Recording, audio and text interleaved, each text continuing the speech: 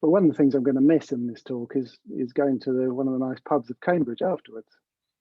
Yes, it's all right. I'm going to have to miss that too, given they're all shut. Well, it's a particularly good excuse at the moment. I think it might be a struggle to persuade Lemmy that if they were open, that we've had an online talk and I need to go to the pub afterwards. I need to go to the pub to recover from the terrible talk that we just had. Adrian, Fahim is asking if your background is your university. Oh, that's cool. So I should need to pop up the chat, don't I? I can't see the chat at the moment. When you're maybe it's because I'm screen sharing, is it? I can't see it. Yeah, it's up there. I think you need to hover over the green and then something will happen. Something magic happens. Oh, yeah. But we can read them to you. It's just asking what your background No, it's okay. It's good. Yeah, no, I was going to mention it. Oh, it's Fahim. Hi, Fahim. How you doing? You cannot answer. We're mute the audience. Oh, we can mute them. Okay, yeah. So this is not the university, but it's very close to the university. So this is on the way to the Trough of Bowland, which is between Lancashire and Yorkshire. And I always like to go out for a walk when it's sort of either early or late, and you've got the witching hour. So this is the sun kind of quite low in the sky and near Clough Pike, and it's sort of just rolling countryside. It's really beautiful. Kids hate going out and getting off their laptops, and that's why I make them do it. They should suffer. They should go walking. But yeah, it's Lancaster's surrounded by countryside actually, and it's very close to the sea on the other side as well. It's quite lovely, really. Great. Well, I think it's time to kick off then. So welcome Adrian Friday, who's Professor of Computing and Sustainability at Lancaster, and many of you will know him from the Ubicomp community, from the Lancaster Guide project and onwards. I'll hand over to Adrian to tell us about his latest research. Yeah, thanks very much. I really appreciate being invited, actually. So a little bit about me then. So I call myself a Professor in Computing and Sustainability.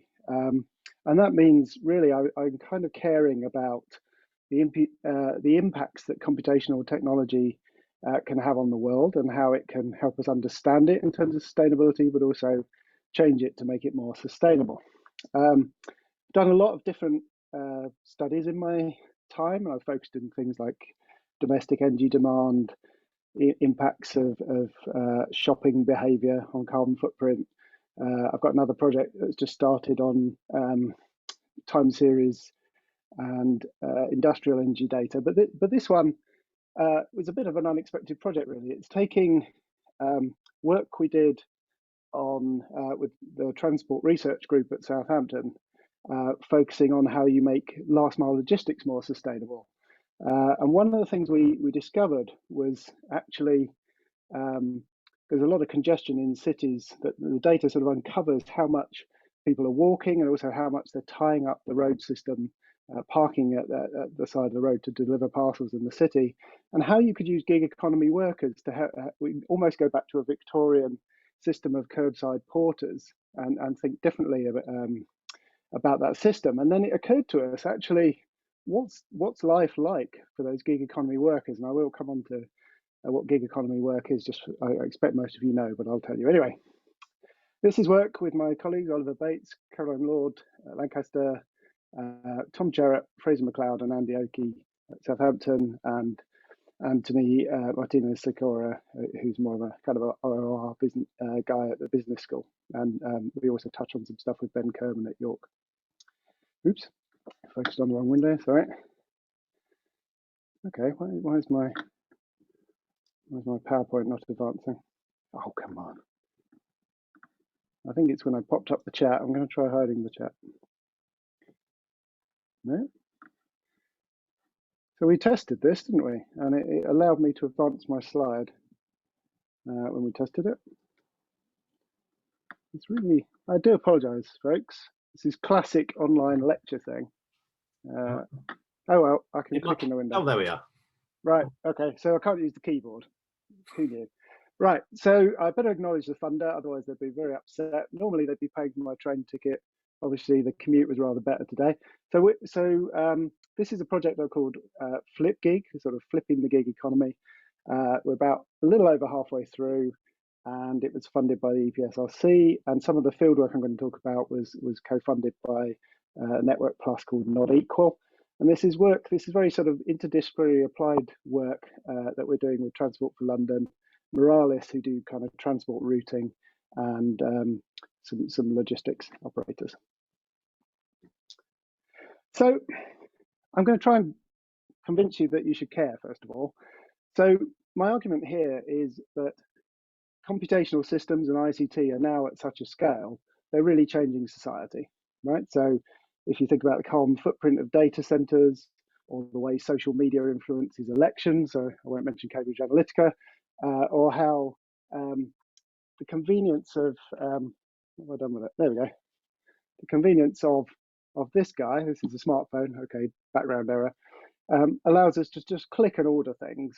It's changing the way e-commerce works, it's changing our high street. So our systems are impacting the world. I think that's undeniable. And what we're trying to get at in this project is well, there are real people here, right? Digital things, when we click and computation happens, it does have an impact in terms of energy.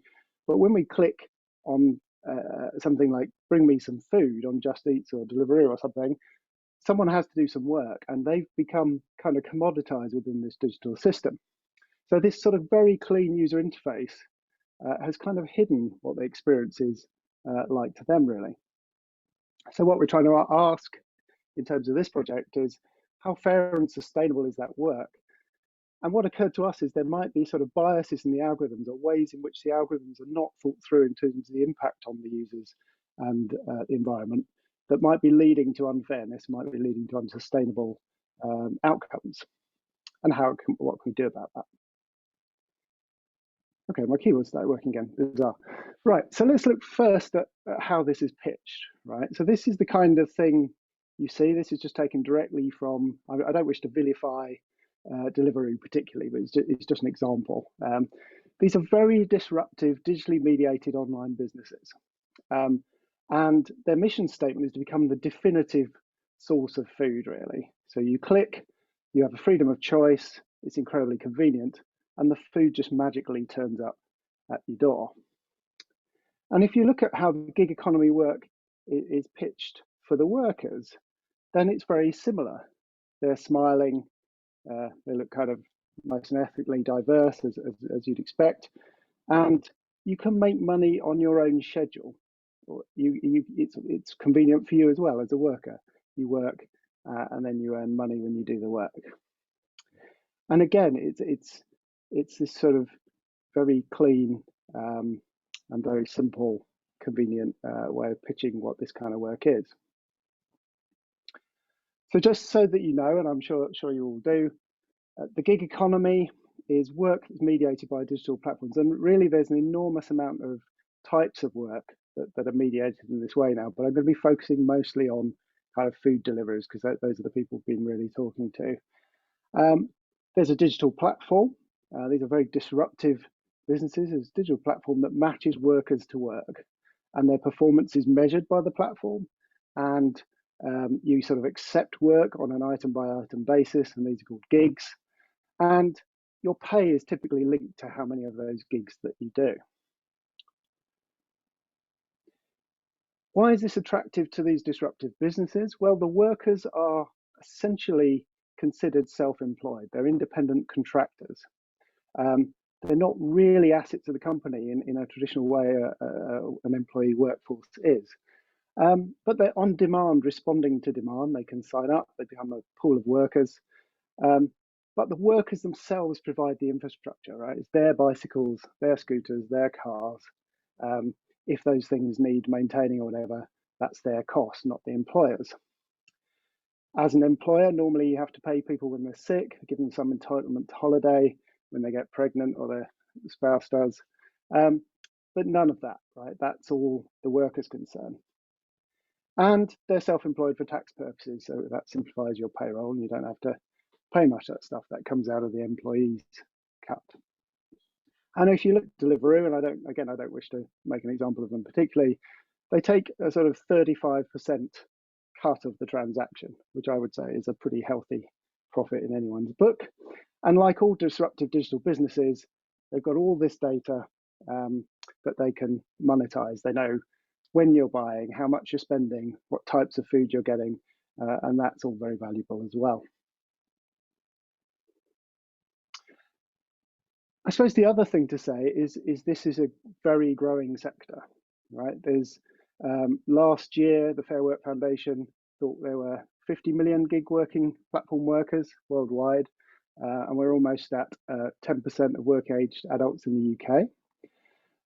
It's a couple of years ago, it increased 100% in the last 3 years, and I've not really seen what's happened during COVID, but I can't imagine that's set to decrease.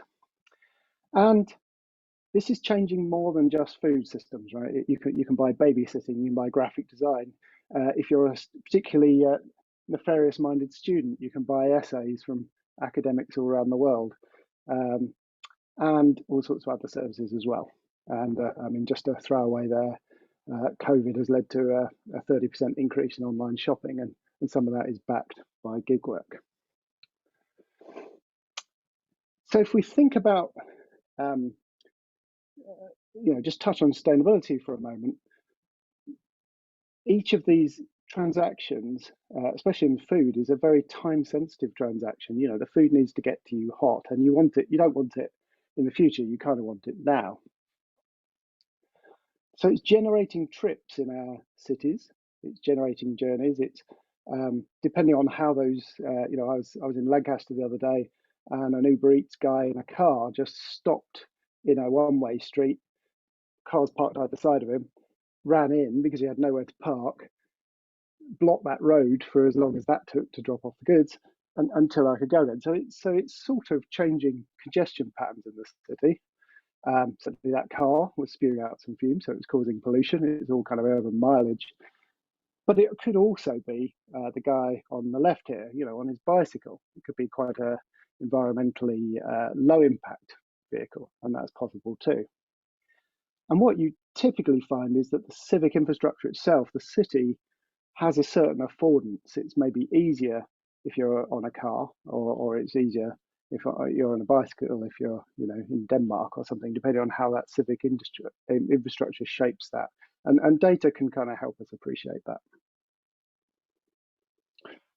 I don't want to give you the impression that uncertain work is a new thing.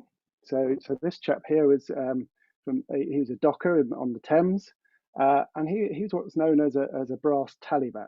So what would happen is at the start of the day, he would rock up and say, "Have you got any work?" And if they had work for him that day, he would get the work. And if he didn't, he'd get a little brass chit that certainly later on he could go and exchange for essentially some unemployment benefit.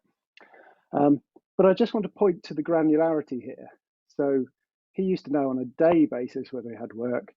The gig workers know essentially in real time, they may or may not have work. It's a whole order of magnitude more uncertain. And another thing that I think is happening here is, given that these are uncertain workers and they're not necessarily getting much in the way or anything in the way of sickness benefit, the people who were still moving around when COVID-19 hit in Wuhan were the delivery workers. They suddenly became an essential service. And certainly we've seen that, people moving all sorts of, and even gig workers driving people to and from hospital who've got COVID and things like this. We've seen people essentially quite marginalised suddenly becoming a very critical part of our infrastructure in much the same way as people now appreciate, I think, nurses and doctors who are also part of our critical infrastructure. So who does gig work, right? I think the convenient image I set up at the start makes it sound like a bit of a top-up work. It's students looking for a bit of PIN money to pay for some beer, or actually more commonly these days, just to try and get some traction on their enormous student loan. That's a whole other issue. So Laetitia de Blanc, she's on our advisory board actually, but she's well known for the survey she does of gig workers in Paris. She does one every year. She's doing another one now. She found, in contrast with the picture I painted there, that 73% of the workers are full-time. So this is their main job. Very heavily male-dominated, only 2% female. A big surprise to me anyway, only 14% nationals. Everyone else was international. And because this is the type of work you can do just by interacting digitally with the app. It can be internationalized very easily through your user interface. You don't really have to be able to speak the language terribly well to do this kind of, well, this particular type of gig work. She also found that 31% of them were using scooters, even though it's illegal in Paris to use it for commercial purposes.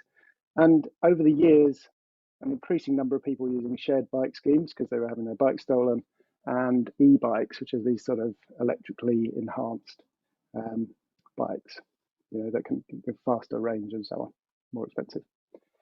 So let's talk a little bit about the field work we've been doing. So I'm going to have two examples of field work in the talk. This was joint with SwitchGig that I mentioned earlier, and this first study was particularly talking to people who were quite ecologically minded cycle couriers, or cycle couriers in York and Manchester. So in the end, this happened just as the first kind of lockdown happened. So we got 8 participants. Lucky to get that, really. They're all male, 20 to 30, white, native English speakers, and kind of nearly half of them were students. And then 2 dropped out because they didn't want to travel due to COVID, which is perfectly reasonable. So why did they do the work? So I think they painted a picture of people who, cycle couriers, remember, really love cycling. Extraordinary mileages possible here. They're doing sort of 50 miles a day. So while they're healthy, they're incredibly fit. One of the attractions is that they said you could do better than a living wage, which, some of the other options they had, they quoted sort of £15 an hour. And they described it as this mixture of money, adrenaline, and endorphins. So it's sort of exercise and work. So they were, once you've got the food, you've got to get there, right? So they were kind of racing across to get these things delivered on time. I think a clear contrast with the Paris study in terms of immigrant labour, which is much more common there. I guess maybe you'd find that in some other big cities as well. So let me paint a bit of a picture for what a typical day looks like. So I mean, this is some material from the workshop here. They were marking out for us. So first, you've got to get to the zone you're signed into. So you've got to commute in, and sometimes that's easier or harder depending on how you get there. And then you have to wait for work, and there's quite a bit of skill of knowing where to go to kind of maximize your chances, really. And then you accept the job if you're going to. Go to where you've been told to pick it up, wait for the food, and then obviously take it to the customer and deliver it. And only when you've marked the thing as delivered are you going to get paid for it. I suppose an important point there is that once the food's delivered, you're sort of getting paid for that delivery. The time it's going to take you to get back into the zone to pick up the next piece of work is not paid. So this is another example of this sort of outsourced cost, if you like, where the business is paying for your sort of usable time, in a sense, and not paying for the time you're spending in your own time, which includes breaks and this kind of thing. And I suppose, just to throw one in there, if academics were only paid for every paper that got accepted, we might have a certain view on that. And when you talk to these people about what it takes to be successful, then there's a lot of tacit knowledge. There's a lot of kind of second guessing what the algorithms are doing, trying to make sense of who's getting the work when they come into the restaurant. And people talked of running red lights, going the wrong way up one-way streets, cycling across pedestrian zones, doing things they knew they shouldn't do, but felt like that was the only way to kind of make enough money or to get ahead. And it's all part of this sort of adrenaline-fueled attitude as well.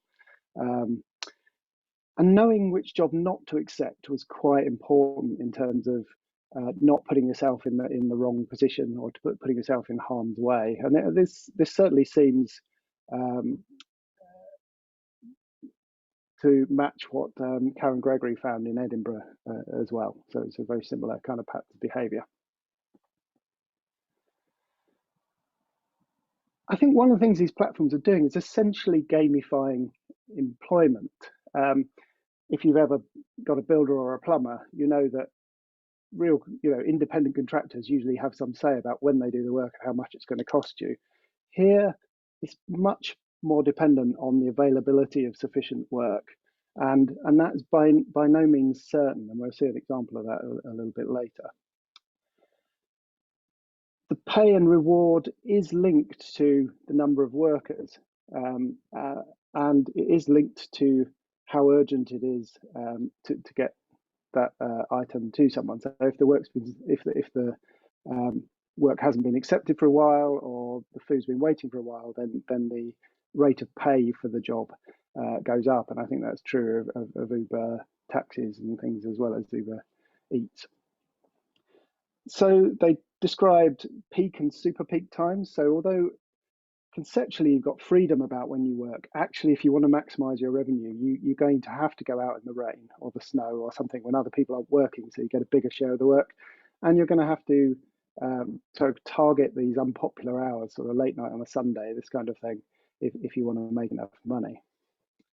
And they did talk a little bit about if multiple people refused a job, the price would go up. So there's a little bit of game playing going on there as well. So we wanted to try and get to when the system goes wrong. So what we did is we took a technique from HCI called critical incident technique, which is a survey technique designed to uncover problems with the flow of UI interactions. And we adapted that to try and reach this set of workers who are out there while we're locked down. So it's kind of hard to reach population. So we used participants in the first workshops and some union contacts, a bunch of other people, sent out this survey device really, and we got about 26 responses. And the responses highlighted a whole range of problems beyond the algorithmic, as we'll see. So you won't be able to read this probably. This just maps out where in the chain the problems were experienced mainly. But I'm going to focus mainly on collections from restaurants, kind of waiting, delivery problems, and payments, I think, and not some of the other issues we uncovered. So what became obvious to us is that ratings and reputation and the sort of metrics the system is gaining about you does become very important to your experience. And this was particularly true early on. There used to be a booking system. You could book slots in zones, and the number of workers you could have was constrained. This I'm particularly talking about Deliveroo here, and your access to that went up depending on your reputation and various other sort of hidden factors. And then at some point they just changed their mind and decided you could book into any zone. So it's a free-for-all, which obviously changed the availability of work very, very considerably. So the first point I'll make is this variable slice of a variable size pie, right? You don't know how many people are going to work and how many you're sharing it to. And obviously if there's a set amount of work and a variable number of workers, that people are going to get different amounts. So here's an illustrative quote really. Having free login for all riders means sometimes I'm working but don't earn very much or even nothing at all. This was especially a problem during lockdown. I'd log in for 60 plus hours, but still barely make £100. Uber did nothing to support riders during this time, even though it pushed us to be classed as key workers. So in the one sense, they want the workers to work, but it's not really the workers that are the consideration. So the amount you can make is very uncertain. And it became obvious that a lot of people had experienced problems when they'd gone to collect their order at a restaurant. The restaurant maybe didn't start cooking till they got there, or they were serving customers in the store rather than servicing the orders they'd already committed to online. And the interesting thing there, I guess, is that from the customer's point of view, the rider's the messenger. That's the one who gets shot when the stuff turns up late, although the restaurant clearly has a big part to play there. And one of the other things that came out was the uncertainty around the platform itself. So the platform, you can almost imagine, you know, agile software development methods, the kind of things you'd apply to, you know, Google Chrome or something. You're rolling out updates on a fast process, but actually, there are workers. You know, every time you update how the pay is done, how the work is distributed, how the zones are, how many people can sign in, the people at the are caught in the system and they're experiencing that. So one of the workers described how the hourly rate used to be a fixed rate, £6 plus £1 per delivery, and that obviously changed over time. So you had a certain set of expectations about how much money you're going to make, and now after they had their account terminated for refusing too many jobs, again one of these hidden metrics, they were so conscious of not getting fired that now they'll accept more or less any job, even if they're getting £5 for a 4-mile trip, or you know they're taking a route that isn't safe for cycle delivery riders.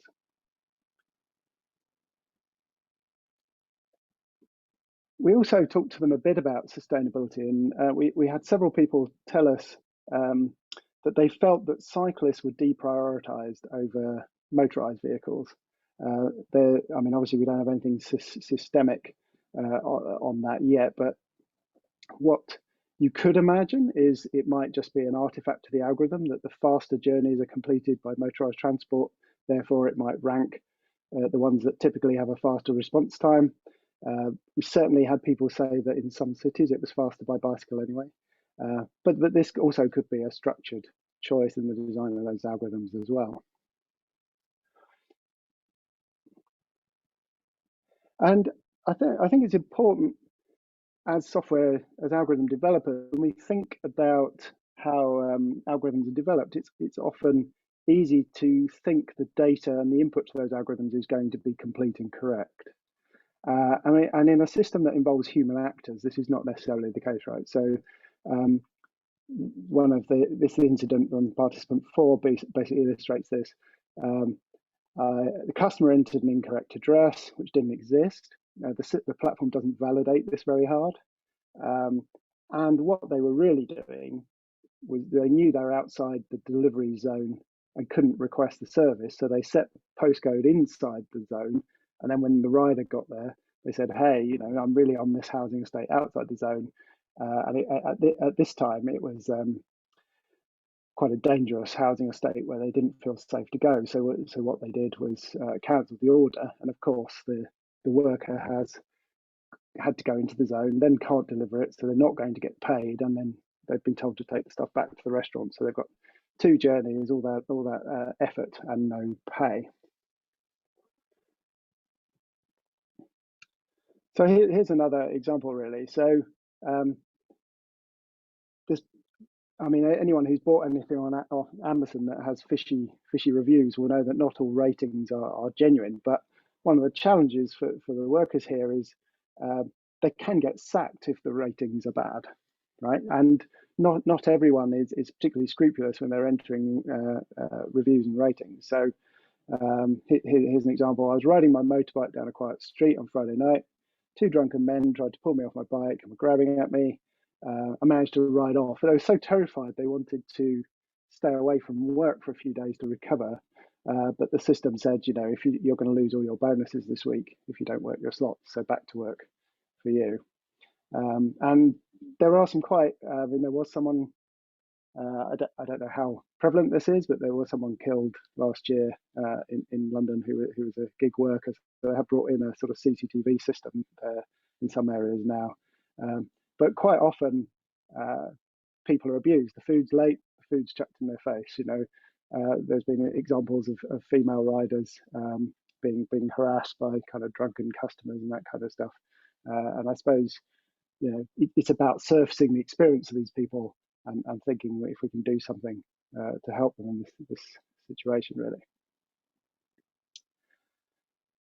So another thing that can happen is obviously bikes are stolen. We had people I mean, in the news the other week, people getting robbed for their dog robbed off them the other day.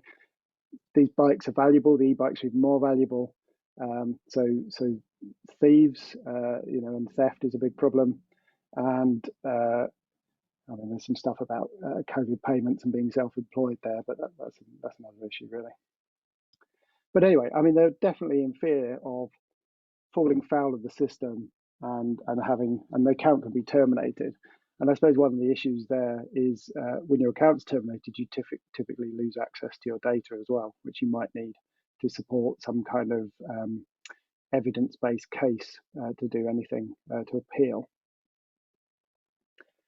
So on that note, then, there's lots of instances coming out of where unfairness or injustice occurs, and the algorithm can behave in a very mechanical way. It has a very swift cutoff. You fall foul of a certain set of metrics and your account is terminated. But it is quite interesting. They started, some of them are very smart to this, and they're trying to create their own evidence base, essentially. So this participant one here, I record every shift with Strava. I take a photo of every order with location services switched on, so they know it's going to get geo-tagged.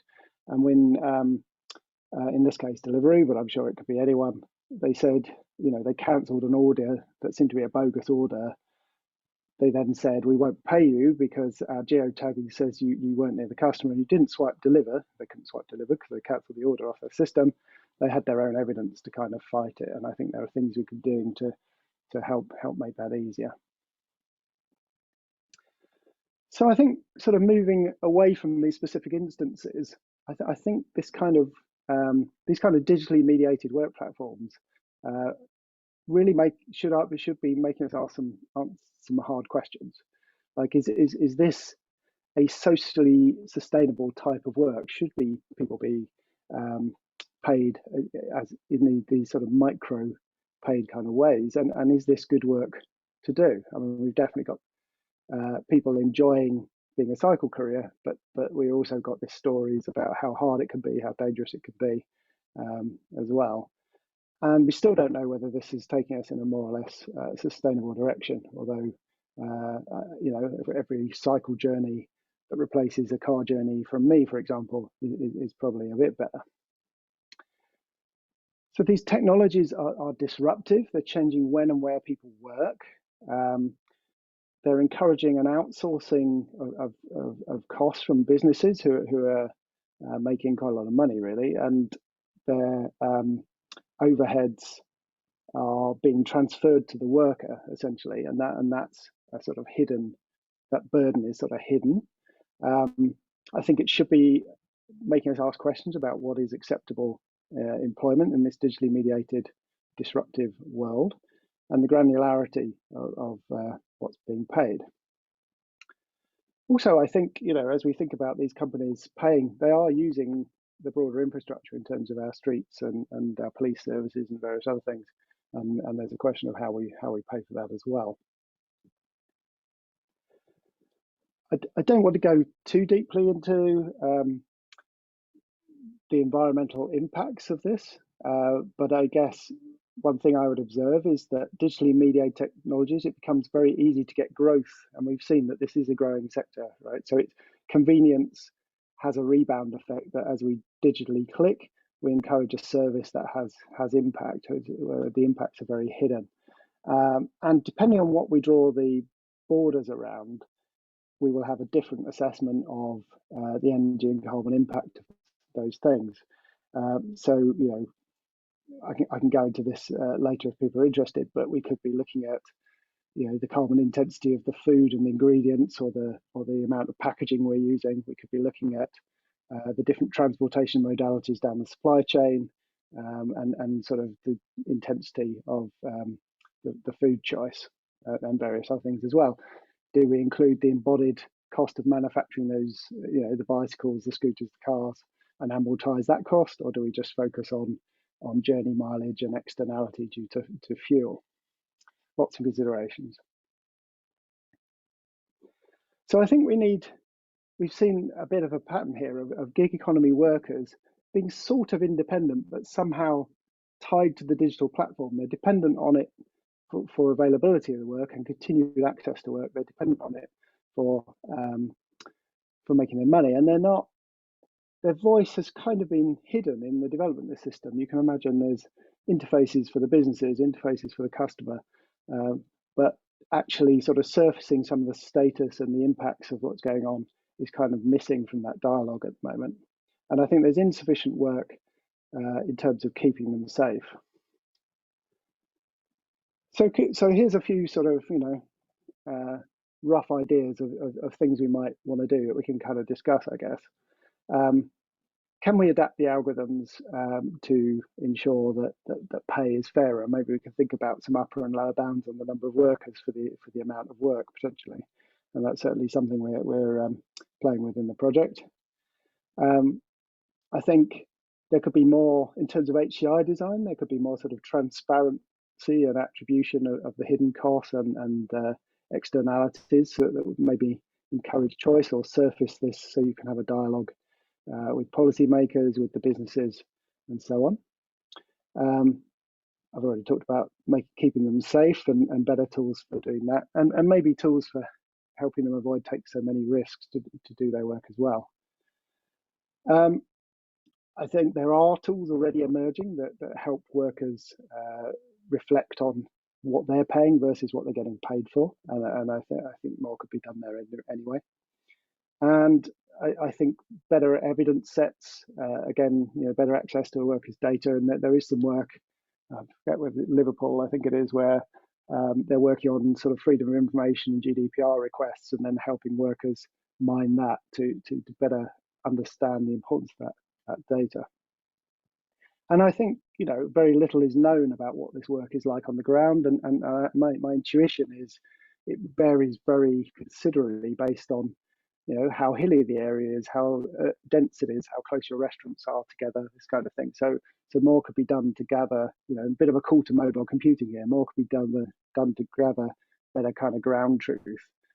Currently, that data is locked away in the companies, and we've tried to get that, and they don't want to give it to us for obvious reasons. They've got a lot of reputation at stake.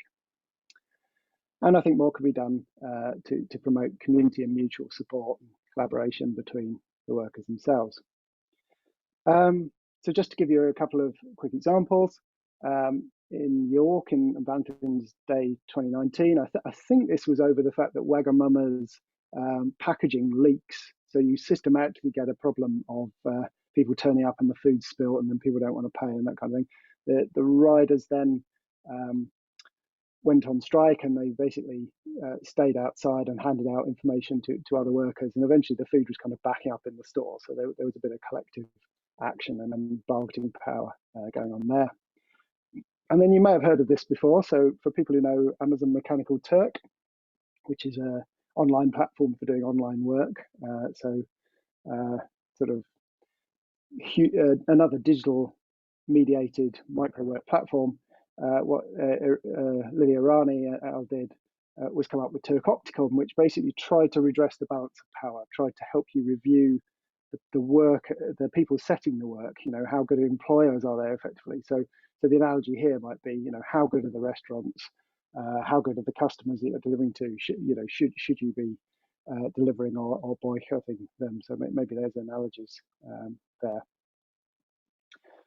So to kind of wrap up then, I think there's a really interesting question about work going forwards and our responsibility as developers of digital systems in reshaping work. And the EPSRC and the UKRI talk a lot about responsible innovation, but really it's important to realise that people are cogs in these wheels. There are human actors here, and we're treating them in various ways as a sort of society, I guess, and not just us. The other just throwaway observation I'll make is there are already trials of drones delivering medication across London, flying stuff. There's trials, people flying stuff to the Isle of Wight by drone. Amazon have been doing trials of drone-based deliveries for a while. It's quite hard to get a meal up some stairs in a high-rise by drone.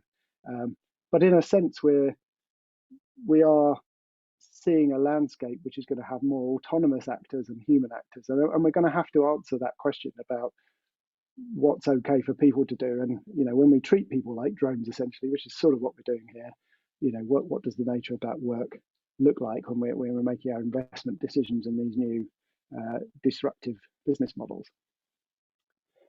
So I think that's about all I had for now. I just wanted to thank my colleagues, Oliver, Caroline, Ben Kerman, who's the PI of SwitchGig, who the first piece of fieldwork we shared with, Tom, Tony, Fraser, and Andy. I'll leave my contact details up if you're interested in this work or you want to hear more about other stuff, other studies we've done. I'm very happy to talk to you or direct you to any of those. And that's about it, really. Wonderful. Thank you very much, Adrian. So some questions already coming on the chat. Please type your questions into the chat if you have extra questions for Adrian. So the first question is from Jovan, who asks, can you talk about how you see this intersecting with anti-fraud mechanisms in the gig economy?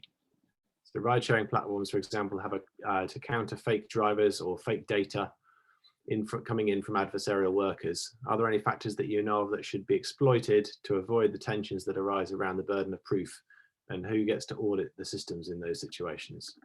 Yeah, well, I mean, that's a really great question, because obviously there are dishonest actors on all parties, aren't there? I suppose our project has been primarily concerned with what are the unintended side effects of the algorithmic, but I do think you're right. We should be asking those questions about who are there scalable ways of getting that kind of proof, and I guess we are already seeing people kind of in Letitia's studies in Paris sort of sharing work when they're not meant to, and there's conversations there about stronger authentication of who people are. And I guess we've been struggling with this problem kind of universally in the internet since its inception. We don't have strong ideas of identity and strong verification of that. And in many ways, we've resisted that for good reason, but we are seeing that abused in all sorts of ways. So I think it's a really hard problem. Obviously, the disruptive businesses don't want to employ lots of people to verify the information because that defeats their business model. And this is certainly never more true with or social media and this sort of trying to hold these to account as well. I'm going to try and find the chat actually. Oh, there we go. We have a. Cool. So I guess Jovan's response, then we'll go back to Lorena. So Jovan says, also in the UK, you have an infinite right of substitution. So you're allowed to let someone else use your delivery driver account by law.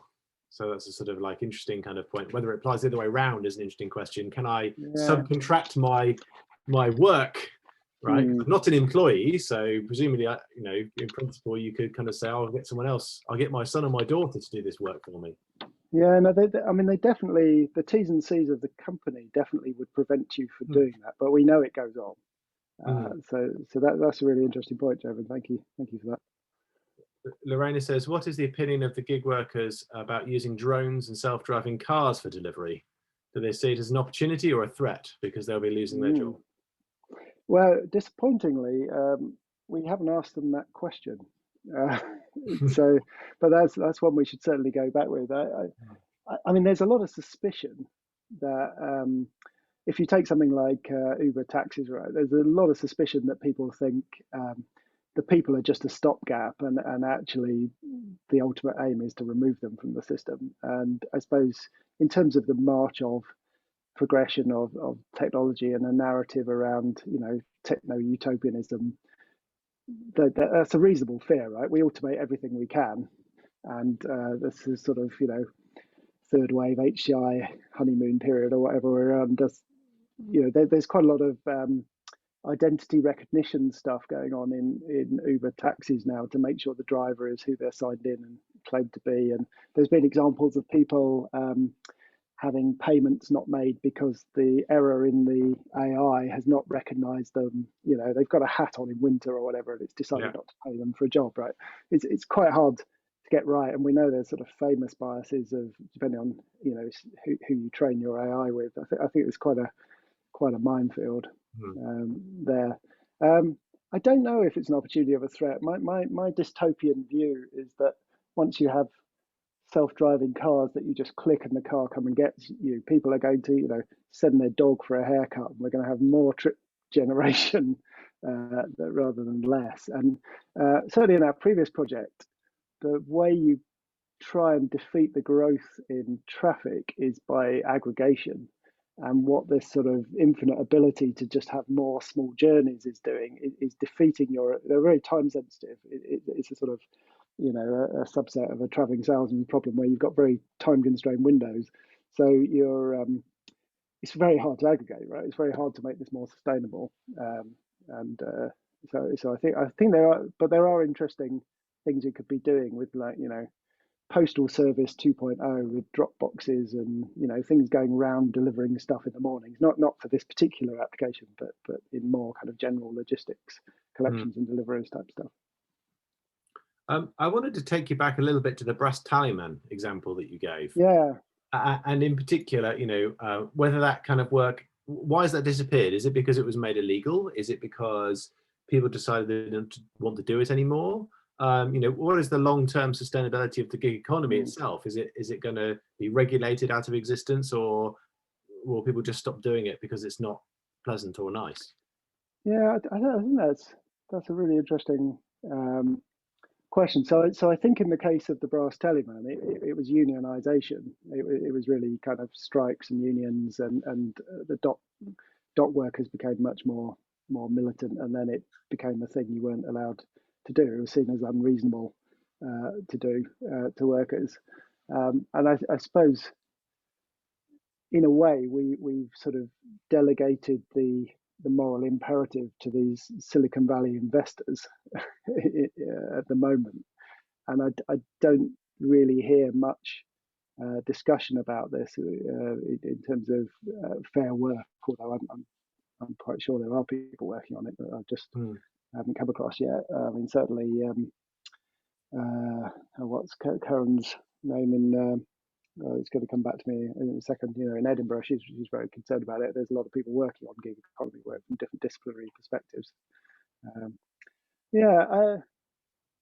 think there's.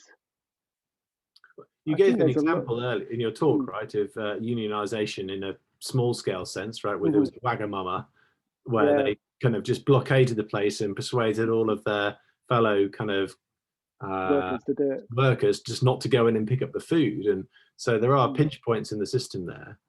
It's sort of interesting how, I mean, they're also competitors, so they're like a very large number of small businesses all competing for the same work. So as much as some of the sort of more cycle cooperative ones have more of a sense of mutual support and cooperativism. Karen Gregory, that was the name. Sorry, and then. But also, there's a bit of a dog eat dog, right? Some are much better at it than others, and I don't know the answer really, whether they will, whether there's that ability to boycott, or whether someone else will see that as an opportunity. Valentin says, thanks for an interesting presentation. It seems to me that pressure on the gig work comes from sometimes unrealistic expectations of customers. Would more sensing and intelligence make things more transparent to the customer, keeping them informed of where their goods are? Will that have a different effect on the privacy or the, I guess, pleasantness of working in that kind of gig economy? I mean, that's a fascinating one as well, isn't it? So I guess intuitively, what's happened in the parcel market is people have innovated around more information. So you now know,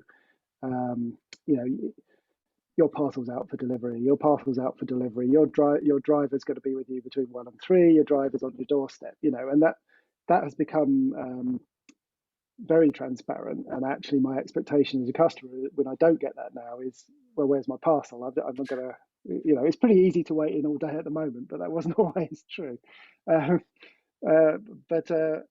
I think there's also that worry that then gig workers become more like call center workers, where you've seen this absolute minutiae of how many bathroom breaks, how many keystrokes per minute, and I talked a little bit about the hidden metrics, but you can have a panopticon where where there is, there is no freedom and from these digital systems. It's very, very easy to gather their location down to the second and communicate that. And I think, I guess my gut feel is a little more transparency, but not ultimate transparency would be the way to go. But yeah, yes to customer expectation. Sorry, Ali. Fahim asks, do you think the gig economy might trigger a new currency? We already have seen rating is used as a sort of reputation currency. Any thoughts in that line of reasoning or argument? That's interesting, isn't it? So,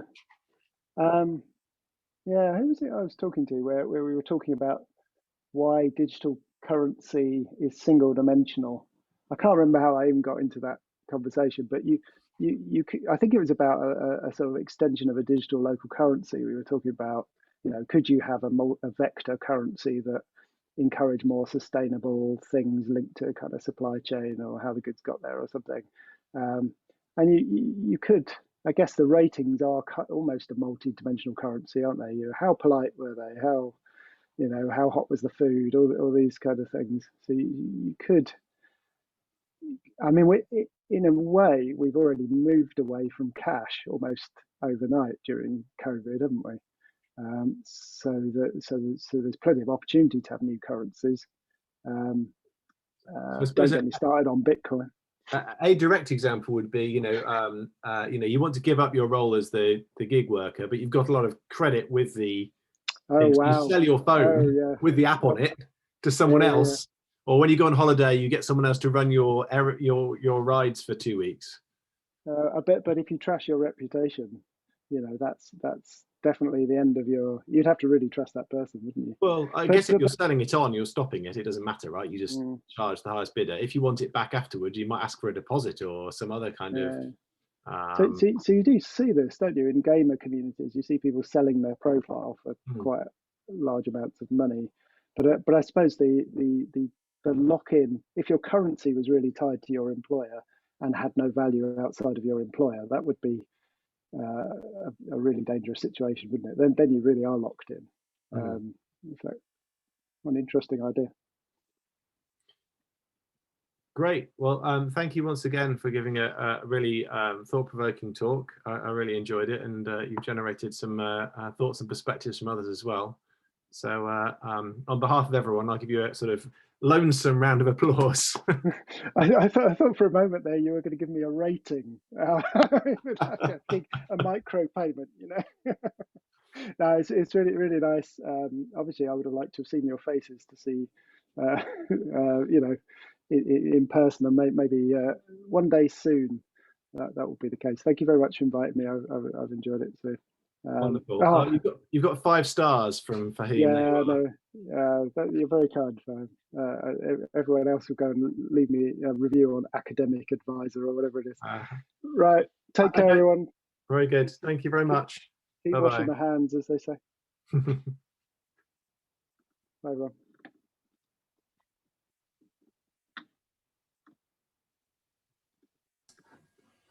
Thank you, Adrian. Very interesting talk. Thank you.